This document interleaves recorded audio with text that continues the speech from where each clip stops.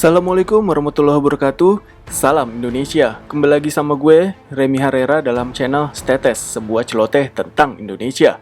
Kali ini agak berbeda dengan sebelumnya karena ini bukan talk show, tapi gue mau share informasi ke kalian dan tentunya tentang Indonesia.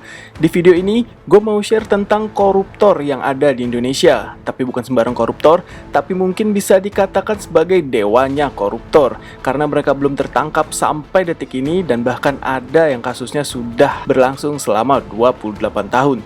Tonton videonya sampai habis dan kita intro dulu.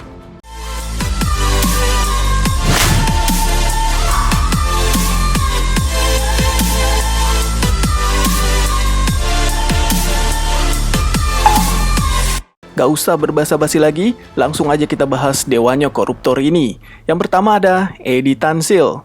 Edi Tansil sebenarnya berhasil ditangkap pada tahun 1993 dalam kasus korupsi Golden Key Group yang merugikan negara sebanyak 1,3 triliun. Gila ya.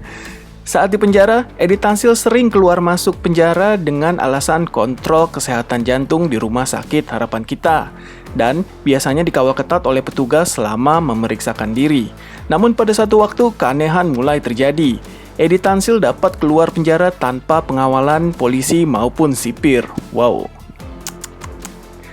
Usai kaburnya Edi Tansil, Menteri Kehakiman Indonesia saat itu Utojo Usman langsung mencopot kepala LP Cipinang, tempat dikurungnya Edi Tansil. Sekitar 10 tahun kemudian, tersebar rumor bahwa Edi Tansil sempat terdeteksi berada di Cina pada tahun 2013. Hingga sekarang, setelah 28 tahun lamanya, tak jelas di mana keberadaan Edi Tansil dan kita juga tidak pernah mendengar bahwa Edi Tansil akan dicari. Selanjutnya dari kasus mega korupsi BLBI Samsul Nur Salim yang diduga korupsi uang negara sebanyak 4,5 triliun. Samsul Nur Salim pernah menduduki daftar 50 orang terkaya di Indonesia menurut majalah Forbes tahun 2020.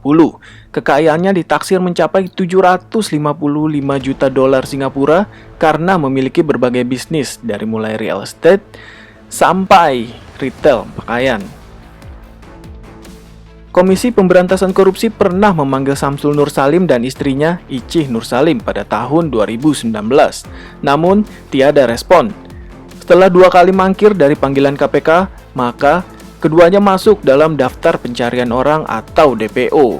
Hingga pada 1 April 2021, KPK menerbitkan surat perintah penghentian penyidikan atau SP3 kepada Samsul Nur Salim dan Icih. Jadi kasusnya hilang atau tidak disidik lagi.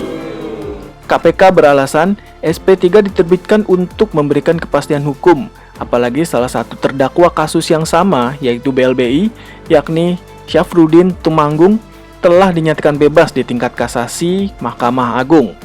Menurut mereka, penerbitan SP3 atas perkara Samsul Nur Salim itu diklaim sesuai dengan pasal 40 Undang-Undang KPK. Gimana menurut kalian? Selanjutnya ada Bambang Sutrisno. Wah, BLBI lagi. Bambang Sutrisno juga merupakan pesakitan di kasus BLBI. Ia merupakan mantan wakil komisaris utama Bank Surya. Ia sampai sekarang jadi buron dan tidak diketahui di mana keberadaannya. Namun, ada dugaan di Singapura. Berdasarkan catatan persidangan tahun 2003, Bambang sebenarnya sudah divonis oleh pengadilan. Ia disidangkan dengan cara in absentia alias tanpa kehadiran. Ia divonis bersalah melakukan korupsi dan merugikan negara sebanyak 1,5 triliun, sehingga dijatuhi hukuman seumur hidup. Wow, carilah. Masih dalam kasus BLBI, satu koruptor yang masih belum tertangkap adalah Eko Adi Putranto, yang merupakan komisaris Bank BHS yang mengemplang bantuan likuiditas Bank Indonesia atau BLBI senilai 2,6 triliun. Gila. Perkara ini sudah disidangkan secara in absentia atau pengadilan yang digelar tanpa hadirnya terdakwa di Pengadilan Negeri Jakarta Pusat. Hakim menjatuhkan hukuman 20 tahun penjara kepada Eko Adi Putranto.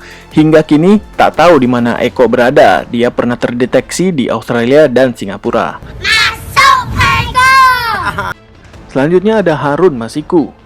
Kasus ini berawal dari anggota kader PDIP yaitu Syaiful Bahri yang menyuap mantan Komisioner Komisi Pemilihan Umum atau KPU Wahyu Setiawan sebesar 600 juta. Suap ini berkaitan dengan permohonan pergantian antar waktu atau PAW caleg PDIP Harun Masiku sendiri. Dalam melakukan aksinya, Saiful bersama dengan mantan anggota Bawaslu yaitu Agustiani Tio Fidelena dan Harun Masiku. Atas kasus ini, tim KPK menangkap 8 orang dan menetapkan 4 orang sebagai tersangka. Para tersangka itu ialah mantan komisioner KPU yaitu Wahyu Setiawan, mantan anggota Bawaslu Agustiani Tio Fidelena, dan kader PDIP Saiful Bahri. Sementara Harun Masiku masih buron sampai detik ini.